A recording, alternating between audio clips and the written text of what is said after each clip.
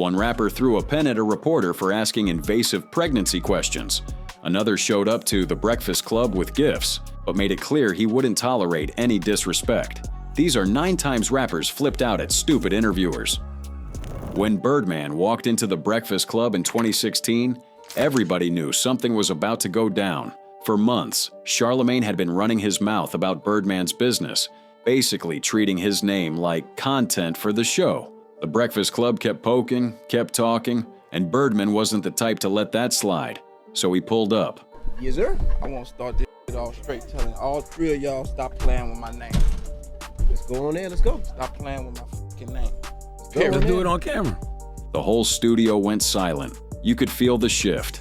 Birdman wasn't there to laugh. He wasn't there to joke around. And he damn sure wasn't there to play nice. This was about to get real. When my name come up, respect it. Let's go. Stop playing with my fucking name. All 3 of y'all, stop playing with my name.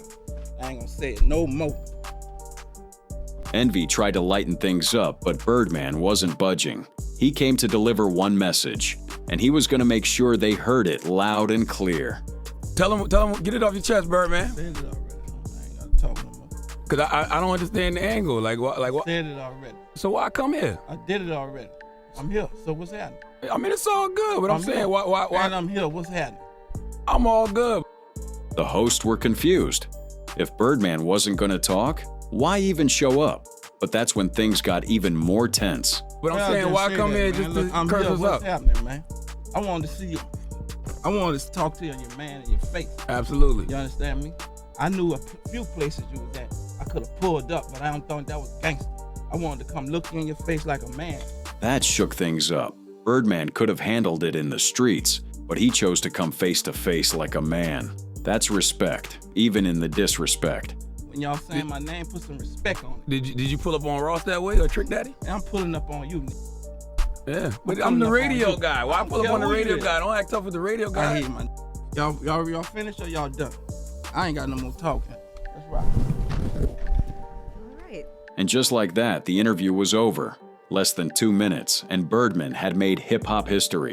That line became legendary. Memes flooded the internet, and nobody forgot the day Birdman checked the Breakfast Club. But if you thought Birdman's visit was intense, wait till you see what happened when this next legend pulled up with receipts and a whole plan to expose the media. On September 16th, 2025, Dame Dash walked into the Breakfast Club with one mission: to set the record straight. For years, the media had been calling him broke, saying his empire fell apart, acting like Rockefeller Records built itself. And Charlemagne had been one of the main voices pushing that narrative, cracking jokes about Dame's money, bringing up lawsuits, and basically treating his legacy like it was a punchline.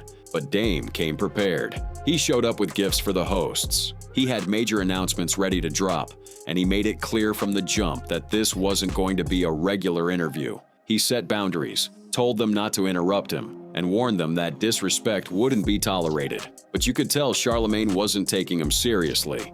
My first question was about the Paid in Full. What about it? Did you own Paid in Full? Like, how did 50 Cent acquire ownership of Paid in Full? Let me ask you a question. Let's put this in. That's not how this works, Dane. No. I'm sorry. I asked the question. You just cut me off. Right off the bat, Charlemagne was already crossing the line. Dame had just explained the boundaries, and Charlemagne was acting like he didn't hear a word of it.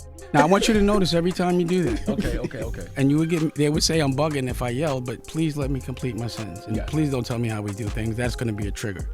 So I'm just talking normally. Dame was staying calm, but the tension was building. You could feel it in the room. The host kept trying to control the conversation, but Dame wasn't having it. I never had that much money to look at in my life. They say that the net worth was about 30 to 50 million. This thing, you guys believe the internet? You guys are adults that believe what you read and hear in the newspaper, and y'all talk the most. So you guys are talking about things with no research. That's not fair. Charlemagne and his co-host were pushing the broke narrative hard, bringing up numbers from the internet like they were facts. But Dame was about to flip the whole conversation. Let me make it a little more simple. billionaire. Hold on, let me make it a little more simple. Okay. Do you consider somebody rich if they have a $180 million loan? Dame was breaking down how real wealth works, explaining that having debt doesn't make you rich. But Charlemagne and the rest weren't getting it. The frustration was starting to show on Dame's face. Stop talking. As long as I'm paying the loan back, it's not a You're problem. triggering me. You're trying to get me out of pocket. No, but as long If as you I'm do that, paying I'm the going to take loan a back, break it's and not go a take a problem. joint because I don't want to argue with you. I want to stay respectful. Okay. Stop interrupting me. This guy, man. The whole interview was heating up. Dame was calling out the way the media talks about black wealth, breaking down how family offices work, and making it clear that Charlemagne, who was laughing at him, didn't understand the game. Unsurprisingly, things quickly got personal. So you've been doing this every day your whole life and you're not making no money? Nope. And Like you, Dan. No, you're not like me. What you mean? You say you don't have. Do you have a say you family don't make a lot office? of money. I bet my house is bigger than yours. I bet all my houses are bigger than you. I bet I have a better. How old are you, Stop. man? By the end of the interview, Dame had placed Charlemagne in his place and also announced he was the new chairman of Revolt TV, revealed he had a book deal with Simon & Schuster, and proved he wasn't broke. The whole thing went viral, with fans picking sides and debating who really won the exchange. Dame made it clear that the narrative was about to change, whether the media liked it or not. But when this next rapper got questioned about his dreams, he didn't just argue his point. He had a complete meltdown on live radio. In 2013, Kanye West was one of the most influential voices in pop culture, a global superstar with a vision bigger than the music he was making. Every interview felt like an event, and every word he spoke carried weight. So when he walked into Sway in the morning, the room was already buzzing. Kanye looked calm, focused, almost too calm. But the vibe changed fast when they touched on fashion. For years, Kanye had been trying to break into that world. Louis Vuitton, Nike, all the big players, and every door felt locked. You could see the frustration building in real time. Then Sway tried to offer some advice, and that's when things went left. Fast. But don't need them and do it yourself. How, In fact, Sway? you take a few steps back to go. You ain't got the answers, man. You ain't got the answers. Kanye. You ain't got the if answers. if You ain't got the answers, Sway. Kanye. I've been doing this more than you. The room went quiet. Kanye was heated. Sway tried to keep it calm, but Kanye wasn't trying to hear what he had to say. The answers. I'm asking you. You a ain't been question. doing the education. Bro, You ain't been doing the Kanye, education. calm down. You don't have the answers though. Calm down. Because you trying to give me advice about No, something. no, you no, ain't no. you ain't Listen. got the answer. You ain't spent $13 million of your I own know, money you're trying to absolutely empower right. yourself. Yep. Sway was trying to relate, saying he'd been through something similar on a smaller scale. But Kanye felt like he wasn't understanding the bigger picture. Losing hundreds of thousands isn't the same as losing 13 million, and Kanye didn't hold back. All I'm asking you. And it ain't no Ralph though. It ain't Ralph but level. Let me ask you this. I'm asking What's the you, name of your clothing line? We don't know. Kanye, you know what I'm saying? Because I lost money, but that's not Exactly, and I could lose money on a higher level too. The back and forth kept escalating. Every time Sway tried to ask a question, Kanye cut him off. The frustration was boiling over. No, But man. let me hear the You don't question, have man. the answers. I'm asking you for the answer. It's a question. Why is it that you can't? You have money. I you just have told you investors. I lost the money because I did not have the knowledge Okay, of how so to you do it don't the have right money. way. So you don't have the money to do it. That's your answer. Sway was trying to bring it back down, reminding Kanye they were just having a conversation as friends. But Kanye was too far in his feelings to hear it. The whole thing became one of the most iconic moments in hip-hop interview history. Years later, Kanye would admit Sway was right, but in that moment, he wasn't ready to accept it. But while Kanye lost his cool over fashion talk, this next OG from the 90s wasn't about to let an interviewer bring up his personal business without consequences. Fredro Star pulled up to the Breakfast Club in 2014 to promote new music and break down everything Onyx had built over the years. But Charlemagne had a different plan. Instead of sticking to the music, he went straight for the old Brandy rumor, a moment Fredro wasn't trying to revisit, and the second Charlemagne brought it up, the entire room shifted. This your radio station. Cause you know why? This your block. You know why? Because I know it was an got ambush. ran off your own I don't know block. what them guys had planned. got So ran- I had to get out the way. You got ran off your own block, man. It's all good though. It happens. It happens to the best of them. Sometimes. Fredro wasn't laughing anymore. He brought up how Charlemagne got punched outside the station, flipping the energy completely. And everything became personal. Why we got an issue, bro? Because you brought some up that I ain't like, and I don't like that. I ain't no nigga. I ain't say you was, but you Don't said play it. me like that. Charlemagne tried to play it off like he was just asking questions, but Fredro wasn't buying it. The tension was thick, and you could tell this wasn't just about the interview anymore. This was about respect. I don't know what you want me to do. You can't do nothing. You can't do nothing. That's what I'm saying. You can't do nothing, big man. You can't do nothing. I know it's so fucking good. I ain't here for that. Playing the garbage. Fredro kept pushing, making it clear that if they weren't on the radio, the conversation would have gone a completely different way. The hosts were looking at each other, trying to figure out how to de-escalate. Don't play me. My name is Fredro Star. Do your Google. What the f you want to do? All right, let's move on. You think I said something Let's wrong? move on. Ask the question if we pass that. Let's keep past this. Fredro had checked Charlemagne on his own show, in front of his own crew, and made it clear you can't just throw around street rumors for clickbait. Charlemagne learned that day, some OGs just hit different. But if you thought that was intense, this next female superstar took it to another level. Right after winning a major court case, a reporter tried her with invasive questions, and she didn't just check them with words. Fresh off winning a $24 million lawsuit, Cardi B was walking out of the courthouse ready to celebrate her victory. She'd just been cleared of assault, battery, and false imprisonment charges after a long legal battle with her former security guard. Now, at this point, the blogs had been on Cardi's neck for weeks with pregnancy rumors, photoshopping baby bumps onto every picture she posted. She'd already shut it down multiple times, but these reporters weren't getting the hint. And then one reporter decided to get way too comfortable. Hey Cardi, you're beautiful. Thank you. Cardi, insiders are claiming that Offset is publicly bragging about getting you pregnant for the 4th time. Do you foresee any paternity issues with Stephon Diggs? Stop disrespecting me. Bringing up Offset, throwing Stephen Diggs' name in there, talking about paternity like it was a joke. Cardi stopped in her tracks, and what happened next became instant internet history. Do you see women asking those type of questions to me? Do you see women asking those questions to me? Why do you feel as a man you got to ask me those type of questions? Act like you have some manners. But the reporter? He wasn't done. He actually stood there, mic still out, waiting for an answer. Like Cardi was supposed to entertain that nonsense. That's when she snapped. And your mama taught you, respect women. Y'all not gonna see me after that. And you could thank him. I'm not playing around. Cardi wasn't just checking him, she was educating him. Right there in front of the cameras, she reminded him about basic respect, then made it clear the interview was over. No yelling, no scenes, just pure boss energy. Cardi made her point crystal clear. Respect costs nothing, and disrespect gets you cut off. But that's nothing compared to what went down when this next group ran into their biggest critic on the red carpet at the BET Awards. Migos pulled up to the 2017 BET Awards red carpet riding high. Bad and Bougie was still dominating the charts.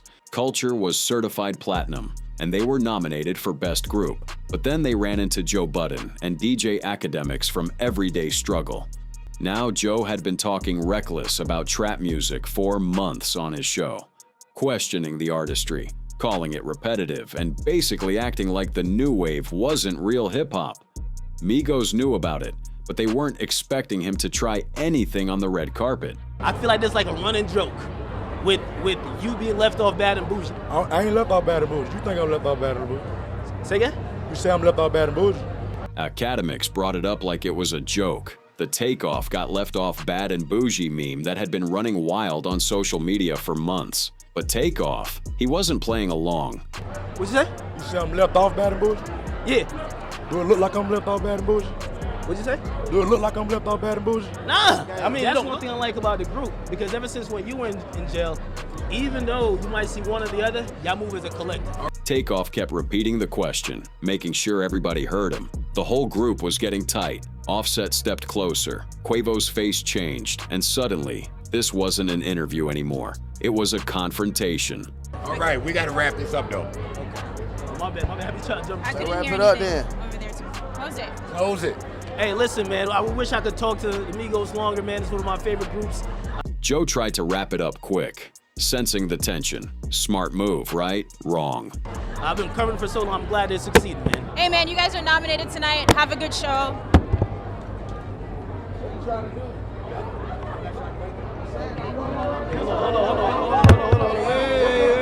Wait.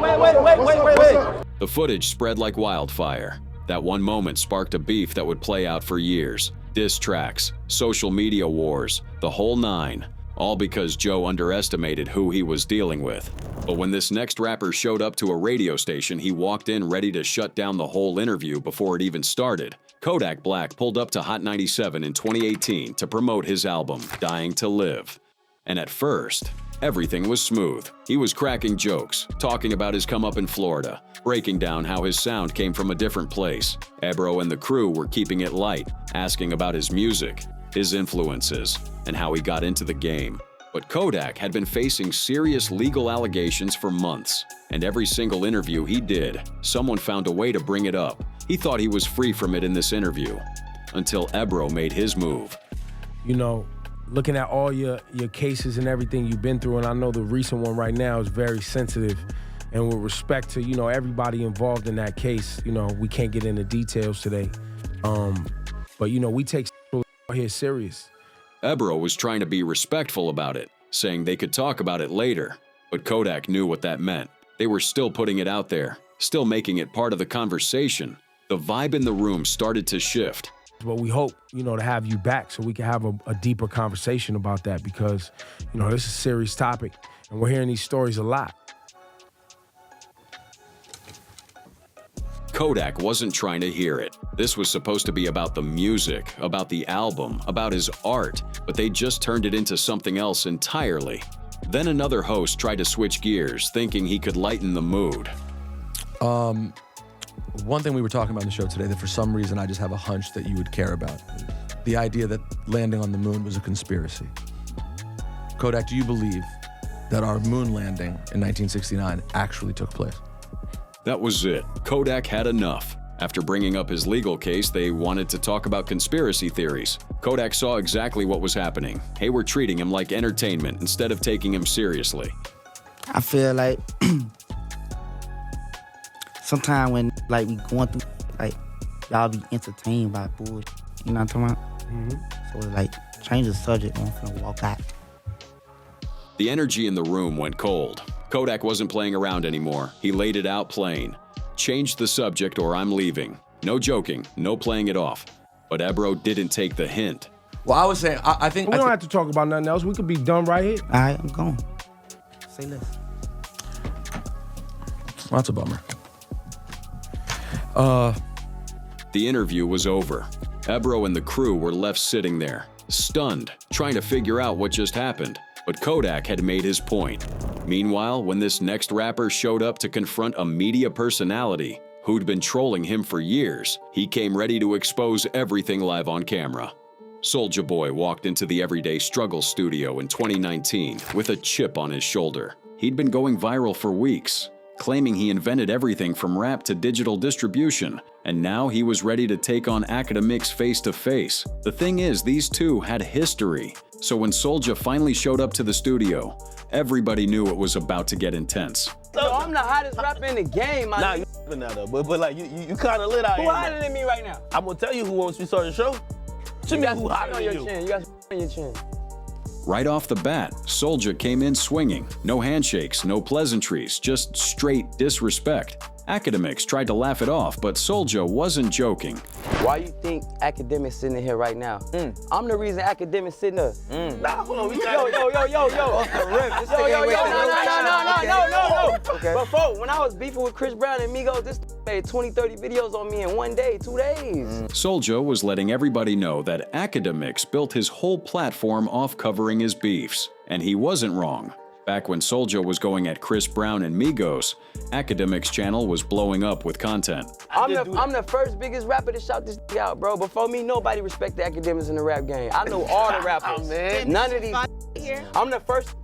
I'm the first to say DJ Academics out my mouth on a public platform on Instagram when he was trying to troll me. Academics was trying to defend himself, but Soulja won't let him talk freely. He brought up how he discovered Chief Keef, put on Famous Dex, and even gave Tyga his first major look. And the whole conversation shifted when Soulja went straight to threatening Academics right in his face. Shut the fuck up. You say you from Bompton. Alright, let's just clear that up, nigga. You from Bompton, you from Zone 1? Y'all know what's up with me. 150 shooters in Atlanta. Stop playing with me. The back and forth was getting wild. Soulja was roasting Academics with every opportunity. The whole interview became legendary. with clips spreading out like wildfire. But when these next viral stars got mocked on a podcast, they didn't just roast back, they threatened to destroy everything in sight. In 2024, the Island Boys showed up to the Danza Project, fresh off their viral fame and ready to talk about their come-up. But the host, Danza and Lou Mike, had been watching all the clips. The kissing video that broke the internet, the family drama, all the wild stuff that had people clowning them online, and they weren't about to let it slide. At first, the twins were playing it cool. They talked about their music, their journey, how they went from getting jumped in Florida to becoming internet sensations. But you could tell the hosts were setting them up, waiting for the right moment to cross lines they should never cross. Something still don't gotta be explained. You explaining telling people all the time, like, oh, ain't nobody gonna try me in real life. It's basically asking for somebody to try you in real life. Facts. No, I'm just tired of talking shit to me on the internet. It's clear they're starting to get frustrated. People had been talking reckless about them online for months, and now the hosts were bringing all that energy into the interview. That's when things got personal. Because we got both of y'all here too. Yeah. You know what I mean? So what's going on with the shit that's with you two kissing each other and shit? Bro, shut your up before I break this shit. Dude, hey, yo, that's I would love to see you try that. The mood in the room flipped instantly, and the whole thing turned into chaos.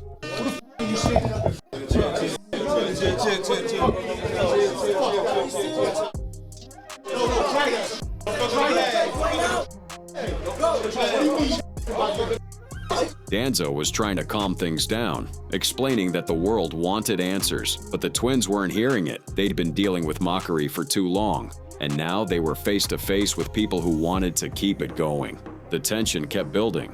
The Island Boys warned them that their security could handle whatever the host tried to pull, and they threatened to tear up the equipment if the disrespect didn't stop. Danza kept trying to reset the interview, but it was too late. The whole thing ended without a fight, but it was close. The Island Boys made it clear they weren't the joke everybody thought they were. They were ready to defend their name, even if it meant walking out or getting physical.